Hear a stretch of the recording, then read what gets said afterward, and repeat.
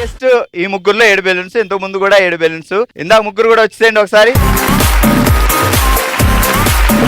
So ఈ 6గురిలో 7 balloons 7 balloons. ఏంటి మీరిద్దరు సిస్టర్లా? ఫ్రెండ్సా? మీరు ఇటు రండి ఒకసారి. నేను మీకు టార్గెట్ ఏమిచ్చా? మీరు ఫస్ట్ 7 వేసారు. ఏమిచ్చా? 7 దాటాలి అన్నానా? కావాలని 7 బెలూన్ తర్వాత స్లో అయిపోయింది.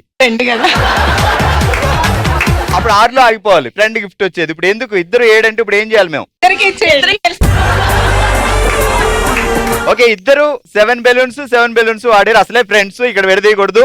ఇద్దరు గెలిపినట్టే. ఓ శివంగిలో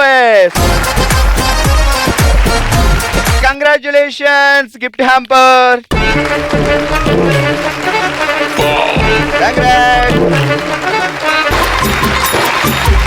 మన 4th రౌండ్ స్టార్ట్ చేద్దాం. మనసులో మాట. తన మనసులో మాటని మనతో షేర్ చేసుకోవడానికి ఇప్పుడు మన ముందుకు వస్తున్నారు సోనీ గారు. మా నాన్నకి 2 పిల్లలు, మా తమ్ముడు, నేను. రీసెంట్ గా దసరా పండుగకి 5th మంత్ అవుతుంది. పండగకి వెళ్ళాము. 10 days నాన్నతో బాగానే ఉన్నాము. తర్వాత తిరిగి హైదరాబాద్ వచ్చేసిన నెక్స్ట్ డే నాన్నగారు చనిపోయారని కాల్ వచ్చింది. చిన్నప్పటి నుంచి నాన్న చాలా కష్టపడి చాలా బాగా పెంచాడు. నాకు 2 పిల్లలు.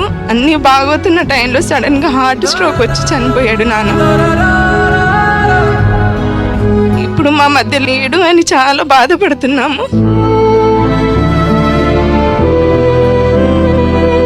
సాధారణంగా నాన్నకి ఆడపిల్లలకి ఎక్కువ బాండింగ్ ఉంటది. సో మీ ఇద్దరు బాండింగ్ ఎలా ఉండేది? నా హీరో మా నాన్ననే. మా నాన్న నా ఫ్రెండ్ లాగానే ఉండేవాడు.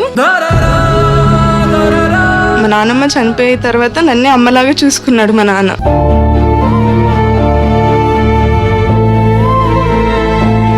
ఇప్పుడు నాన్నగారు ఒక్కసారి కనిపిస్తే ఒక్క మాట అడగమంటే ఏమడుగుతారు? నాన్న తిరిగి మా దగ్గరకు వచ్చాయి. నాన్న మేము ఉండలేకపోతున్నాము.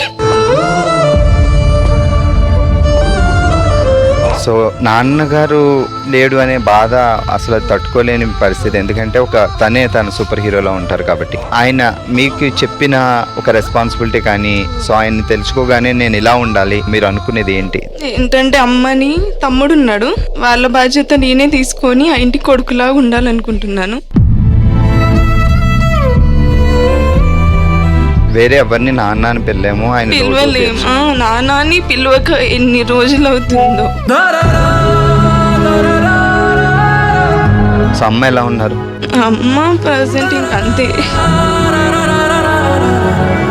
మీ మీద ఒక రెస్పాన్సిబిలిటీ ఉంది, ఒక స్ట్రాంగ్ ఉమెన్ గా ఉండాలి. పుట్టింటికి వచ్చిన ఏ ఆడబడుచు ఖాళీ చేతితో వెళ్ళకూడదు. సో హ్యాపీగా చీర సారీతో వెళ్ళాలి.